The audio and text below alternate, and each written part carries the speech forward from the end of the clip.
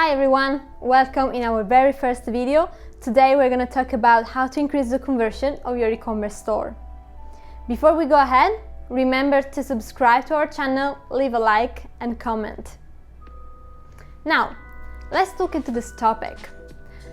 We all know that generally in order to drive more sales, you need some advertising. You need people to know your brand. And what do? You go for paid advertising on Facebook, Instagram, Google advertising, influencers and so on. However, there are some details that you could pay attention on and that can help you grow and increase the conversion, of course. Let's look into that.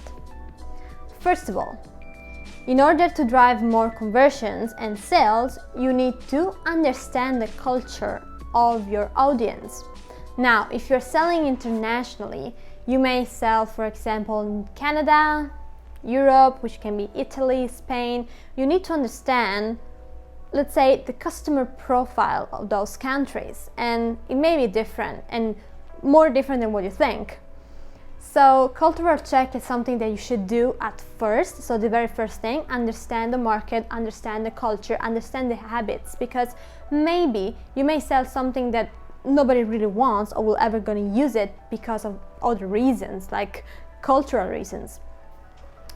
Maybe you can do, if you're launching a new product or if you are thinking to launch that product in a certain market, you may run some surveys or try to find some distributors where you can test your product with and then understand if that's the case to sell and to invest in advertising at that point. Then we have payment processors. You need to keep in mind that different countries may have different habits under those point of view. For example, Italy, let's say that they're very used to the cash on delivery. So before, until some years ago, nobody was really buying online with a credit card, for example, because they were all scared that someone could steal your, details and you could run out of your savings. But now we have prepaid cards, so the new generations can use that and avoid risk. And also the older generation are trying to get used to let's say, e-commerce and buying online. Therefore, this market is going to explode in the very short term. But there's still a lot of locals that really care about the cash on delivery and the safety. So if you want to sell to Italy, you want to have successful e-commerce or a lot of sales, then you probably want to consider the cash on delivery. Or it's also the example of some countries worldwide where people don't really have access to a bank account or can't have a credit card because they're not eligible for it. In that case, how can they buy online if there's not even a prepaid card that they could use? You need the cash on delivery. So maybe there's a quite big demand for your product in certain markets, but they have no way to buy online. And then the website. So certain countries are used to a certain type of design, but at the same time, you could have, let's say, a different website and domain, like the country code domain per country, so that everything is optimized to meet that specific country standards, like .it instead of .com for Italy, for example. Then we go to the last 2 points, which are wording and numbers and colors. So this may sound funny, but actually it is really important to pay attention to those 2 variables. Why?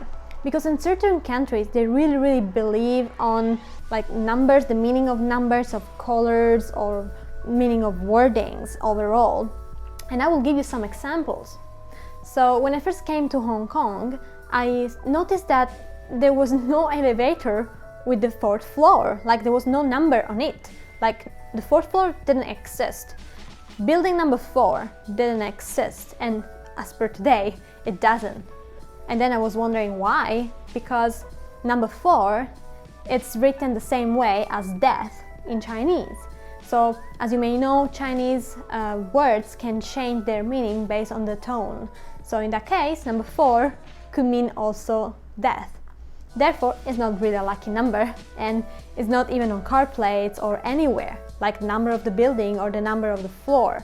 Therefore, you should really avoid to use prices, for example, that include the 4, like $24, $54, or for example, avoid to have maybe the number 4 in your logo, or avoid like the version 4.0, for example. Okay, this may sound a little bit extreme, but at the end of the day, it's just prevention, because there are people who, let's say, look into those details before buying it. Same thing for Japan. Let's say that for Japan, the number 49, it's considered not so lucky, because it kind of means pain until death, the way it's written. So that's not a really lucky number. Therefore, you should avoid prices like $49 or $349 and so on. So numbers really matter, but for example, in many Asian countries, the number 8 is a really lucky number. So you do want to have something like $388 rather than $399, where also the number 9 is quite an unlucky number, same as the number 4 or 49. Therefore, you want to use the 8 as much as you can in the price, in your logo, and so on. Then we go to colors. So colors may have different meanings in different countries. Now we know, for example, that in the East and the West, the color of death is generally like black, but in some Asian countries, instead, it's white or light blue. Therefore, when we think about, okay, if I want to be sure, I go for black, or I go for white, or I go for blue. Blue generally stands for wealth, but you have to be careful about the shades of blue too, because if it's light blue, that in certain regions means actually, it's the color of the death. So you should definitely avoid light blue colors in those countries and so on. However, for example, the red, it's a very lucky color in China and overall also in some Asian countries. So you do want to have more red than black or light blue, for example. So pay attention also to, let's say, those details, because they may convert and they may, let's say, indirectly affect the choices of your customers. And I could give you many other examples, like nowadays, for example, in Australia, they use Afterpay, so you can pay on a monthly basis a little fee rather than pay everything up front. And it's like the cash on delivery in Italy at the end. It's like something that now, let's say, customer pay attention on. If you do offer cash on delivery in Italy, it's definitely more safe. It's like a more serious company and so on, a bigger company, because there's a structure behind the cash on delivery.